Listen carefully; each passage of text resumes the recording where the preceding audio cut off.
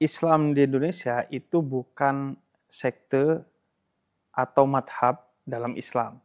Karena Islam Indonesia itu tidak mengubah aspek-aspek dalam Islam itu sendiri, baik itu aspek teologi atau kalam, baik itu aspek fikih secara mendasar atau jurisprudensi, baik itu juga aspek penafsiran terhadap Al-Quran dan Sunnah Nabi Muhammad.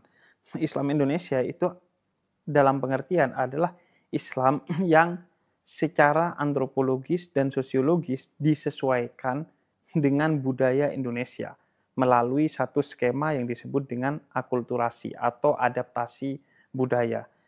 Artinya, Islam itu sebagai agama turun ke bumi dengan prinsip untuk mengatur hubungan kita dengan Tuhan dan hubungan kita dengan semesta, yang itu sesuai dengan nilai-nilai budaya yang ada atau ditafsirkan secara sesuai dengan budaya yang ada, yang itu tidak menyalahi prinsip-prinsip dalam Islam atau hal-hal yang disebut dengan qot'i atau dasar, inti, dan sifatnya mutlak, tidak bisa diubah-ubah.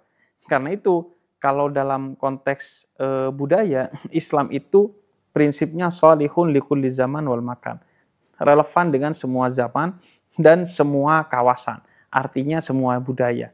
Karena itu Islam ketika turun di Arab, ya dengan akulturasi bersama budaya-budaya yang ada di masyarakat Arab pada saat itu. Begitu juga ke Eropa, ada yang namanya Islam masyarakat Eropa atau Islam Eropa. Kemudian ketika ke Indonesia juga terjadi akulturasi sehingga menghasilkan apa yang disebut dengan Islam Nusantara atau Islam Indonesia. Artinya Islam itu disesuaikan dengan budaya Indonesia tanpa mengubah aspek-aspek yang sifatnya mendasar. Secara hukum, skemanya disebut dengan uruf. Karena al-adah muhakkamah, yaitu uruf itu penyesuaian nilai-nilai dasar Islam dalam pengembangannya sesuai dengan budaya-budaya yang ada. Dan adat itu dalam Islam adalah hukum. Sehingga budaya yang baik maka otomatis menjadi hukum dalam Islam, dan Islam itu dibudayakan di masyarakat Indonesia melalui skema uruf tadi. Misalnya salah satu contohnya adalah zakat fitrah.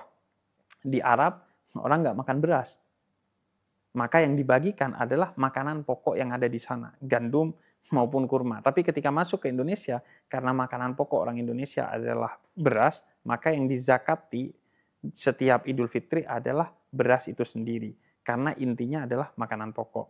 Nah, begitu juga di kawasan-kawasan lainnya. Itu sesuatu yang lumrah terjadi sebagai bentuk akulturasi. Karena Islam itu turun untuk manusia, untuk mengatur kehidupan manusia dalam hubungannya dengan Tuhan, hablum minallah, dan hablum minan nas, hubungannya dengan sesama manusia dan seluruh makhluk Tuhan serta semesta yang ada di sekitarnya. Karena itu Islam memang sudah sepatutnya diakulturasikan dengan budaya Indonesia.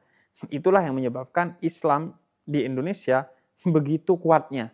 Walaupun kita dikuasai oleh Belanda melalui kolonialisme selama jangka waktu yang cukup panjang, namun nilai Islam kita tetap terjaga di Indonesia karena Islam telah berbaur dengan budaya Indonesia itu sendiri.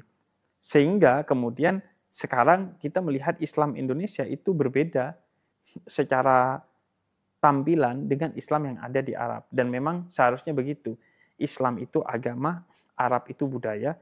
Yang kita ambil adalah Islamnya, budayanya. Kita tetap menjunjung tinggi budaya Indonesia. Karena bahkan salah satu tujuan turunnya Islam atau maqasidus syariah itu adalah menjaga garis keturunan. Yang artinya bisa dimaknai sebagai menjaga kebudayaan yang ada pada kita. Islam tidak menghendaki kita menghilangkan budaya kita. Yang dihilangkan dalam Islam itu adalah kebiasaan yang buruk. Karena kebiasaan belum tentu benar dan kebenaran perlu dibiasakan.